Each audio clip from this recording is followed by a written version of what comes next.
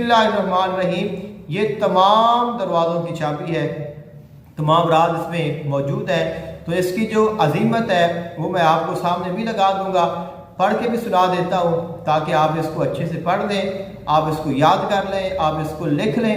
اس کے بعد آپ نے اپنے شیخ سے، اپنے استاد سے اس کی اجازت لینی ہے، اجازت لے کر پھر آپ نے اس کی زکوٰۃ ادا کرنی ہے۔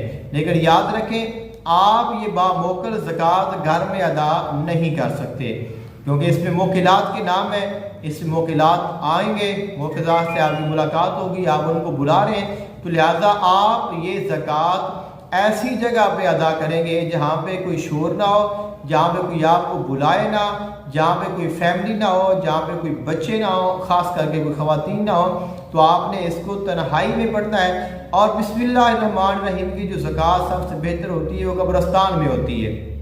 آپ اپنے گھر میں تو نہیں بیٹھ سکتے، اگر گھر خالی ہے تو بیٹھ سکتے ہیں، مسجد میں چاہیں تو بیٹھ سکتے ہیں، اپنے گھر کی چھت پہ اگر کوئی نہ ہو پھر آپ بیٹھ سکتے ہیں۔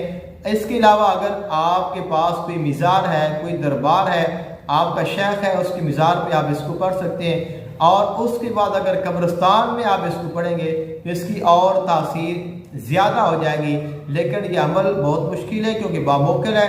ویسے بسم اللہ الرحمن الرحیم کی کوئی رجت نہیں ہوتی، اس کے موکلات بڑے مہربان ہوتے ہیں، وہ بندے کو تکلیف نہیں دیتے، تنگ نہیں کرتے، پریشان نہیں کرتے، ڈراتے نہیں ہیں، لیکن موکل آخر موکل ہے، عمل ہے، وظیفہ ہے، اس نے اپنا آپ کو دکھانا ہی ہے، کچھ نہ کچھ تو اس میں آنا ہی ہے۔ لہٰذا آپ اس کی زکوٰۃ ادا کریں تو پورے قواعد کے ساتھ، پوری شرائط کے ساتھ اور اچھی اجازت کے ساتھ، تاکہ آپ کو اس کی پوری تاثیر حاصل ہو جائے۔ مجھے اپنی دعا میں ہمیشہ یاد رکھیے گا۔ جزاک اللہ خیراً۔ السلام علیکم ورحمۃ اللہ وبرکاتہ۔